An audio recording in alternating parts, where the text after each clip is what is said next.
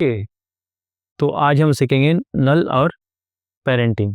ठीक है, basically after film में पेरेंटिंग का मतलब होता है कि किसी भी चीज़ को गाइड करना, लाइक पेरेंट्स। ठीक है, तो ये रेड वाला बड़ा रेक्टेंगल आप समझ लो कि डैड है और ये छोटा सा सर्कल सन है। ठीक है, तो कभी भी छोटा जो चाइल्ड है वो कुछ भी बिहेवियर, कोई भी नकल ना अपने पेरेंट्स को देख के करता है। ठीक है, तो यहाँ पे डैड जो भी बिहेवियर करेंगे चाइल्ड भी वही बिहेवियर करेगा, बस यही कॉन्सेप्ट है। ठीक है, तो ये किस तरीके से करना है मैं आपको बताता हूँ। नीचे लिखा हुआ है पेरेंट एंड लिंक। ठीक है, तो जिसको सामने वाले का बिहेवियर कॉपी कराना है उसको वो अप्लाई करना पड़ेगा। तो यहाँ पे मैंने डैड को अप्लाई कर दिया छोटे सर्कल पे, मतलब चाइल्ड पे। अब मैं डैड की प्रॉपर्टी को कम ज़्यादा कर रहा हूँ लेकिन उसका बिहेवियर दिख रहा है सर्कल पे, मतलब चाइल्ड पे। ठीक है, सिर्फ इसमें एक चीज़ ध्यान रखना कि ओपेसिटी काम नहीं करता, बाकी आप जो भी प्रॉपर्टी करोगे वो काम करेगा। और ये आप खुद चेंजेस करके देखना तो समझ में आ जाएगा कि मैं क्या बोल रहा हूँ। ठीक है, देखो मैं रोटेट कर रहा हूँ रेक्टेंगल को, लेकिन उसके साथ में घूम रहा है सर्कल भी। ठीक है, इसको भी पेरेंटिंग बोलते हैं। सिर्फ ओपेसिटी काम नहीं करेगा, ये हरदम ध्यान में रखना। बाकी जितने बिहेवियर मैं रेक्टेंगल पे लगाऊंगा वो सर्कल पे काम करेगा, बस इतना ईजी है ये। और मैंने आपको बहुत ईजी तरीके से समझाया है, सिर्फ एक बार आप इसकी प्रैक्टिस कर लेना, सिर्फ वीडियो देखने से नहीं होगा। एक बार भी आपने प्रैक्टिस किया तो ये आपको समझ में आ जाएगा। अच्छा, अब यहाँ से डैग भी ड्रैग कर सकते हो। ठीक है, यहाँ पे ना एक इसको पकड़ के ना खींचोगे तो हाँ, ये रबड़ जैसा एक फीलिंग देता है, दिख रहा है छोड़ने पे। बस इसको पकड़ के उस लेयर पे डाल देना है जिससे पेरेंटिंग करनी है। तो मैंने चाइल्ड वाले लेयर को खींच के डैड वाले लेयर पे डाल दूंगा, मतलब रेड वाले जो रेक्टेंगल है उस पर डाल दूंगा, ताकि रेड वाला रेक्टेंगल जो भी करे वो सर्कल पे दिखे। ठीक है, सेम वही है जो मैंने अभी किया, सिर्फ ये कि शॉर्टकट है। अब सेम वही बिहेवियर करेगा, सेम सेम। ठीक है ना, मैंने रेड को रोटेशन कराया, रेड के साथ में ब्लैक भी रोटेट हो रहा है। बहुत ईजी है, बहुत। ठीक है, चलो अब मैं आपको नल का कॉन्सेप्ट बताता हूँ। ये पेरेंटिंग जैसा लगेगा बट ये पेरेंटिंग नहीं है। वो क्यों नहीं है वो भी मैं आपको बताता हूँ। एक मैंने शेप ले लिया रेड में, ठीक है, और मैंने स्टार ले लिया। कलर चेंज कर देता हूँ। और ये दोनों बहुत इंपॉर्टेंट है जो मैं आपको बता रहा हूँ।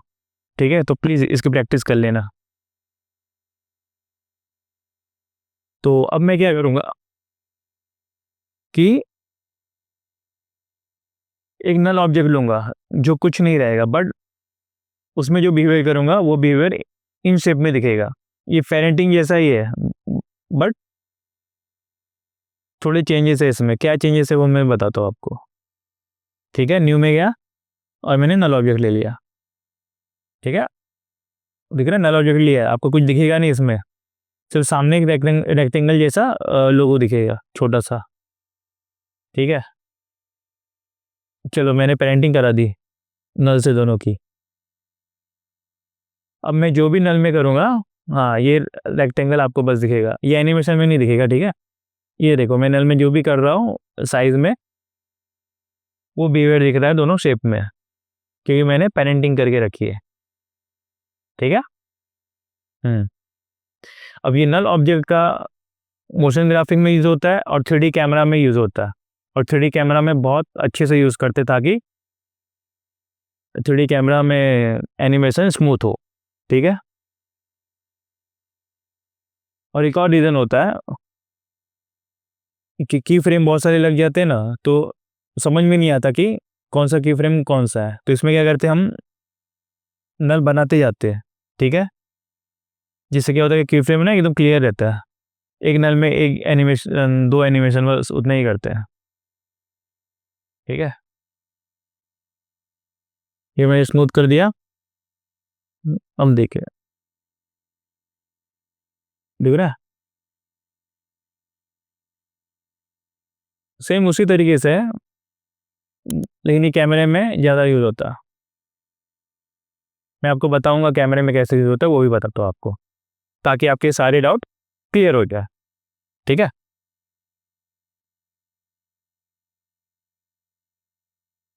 चलिए मैंने नल निकाल लिया। अब मैं आपको बताऊंगा किस तरीके से कैमरा यूज़ होता है। इसको 3D कर दिया, उसको 3D कर दिया, क्योंकि बिना 3D किए 3D कैमरे में काम नहीं होगा। मैंने कैमरा ले लिया, आप ओके कर दीजिए बिना प्रॉपर्टी को छोड़े। फिर जाइए न्यू में और एक ले लीजिए नल ऑब्जेक्ट। अब कैमरे को पेंटिंग कर दीजिए नल से। ठीक है, ये आपका नल अब हो गया एक कंट्रोलर। किसका कंट्रोलर हो गया? कैमरे का। क्योंकि अब मैं नल में जो भी करूँगा वो बिहेवियर दिखेगा कैमरे पे। उम्मीद करता हूँ यहाँ तक आप समझ गए होंगे। इसको भी 3D कर दिया मैंने। ठीक है, अब ये देखिए, ये जेड एक्सिस है, दिख रहा है? ये कैमरा मूव हो रहा है आगे पीछे। देखिए, यही 3D कैमरे का यूज़ किया जाता है डॉक्यूमेंट्री में, और ये बहुत इजी है। जिस तरीके से मैं आपको समझा रहा हूँ, इतने इजी तरीके से कोई नहीं समझाता।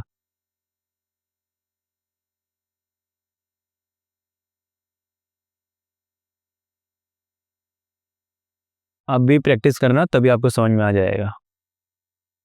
ठीक है, अब मैंने क्लॉक ऑन कर दिया एनिमेशन के लिए। अब मैं चेंजेस करूँगा तो आपको समझेगा। ठीक है, मैंने नीचे की तरफ ले लिया।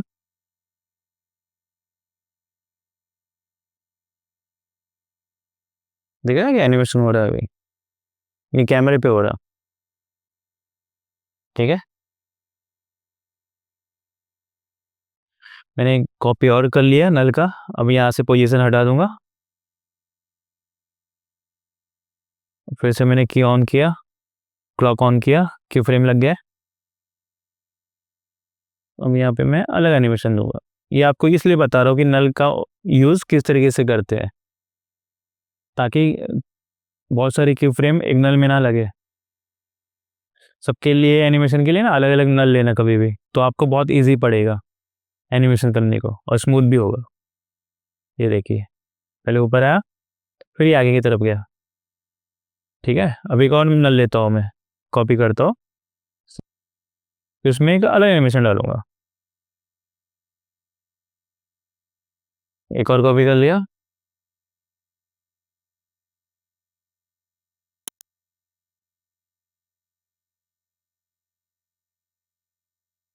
पेंटिंग कर दी मैंने सेकंड वाले नल को थर्ड से। ठीक है, अब देखिए, अब ये मैं अलग एनिमेशन दे रहा हूँ। इसी तरीके से डॉक्यूमेंट्री एनिमेशन किया जाता है। एक नल पे एक एनिमेशन करते हैं कैमरे का, दूसरे नल पे दूसरा, तीसरे पे तीसरा, चौथे पे चौथा। जितना आपको करना है आप उतना कर सकते हो।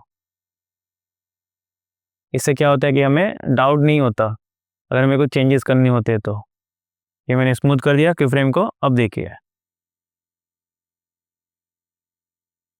देख रहा है?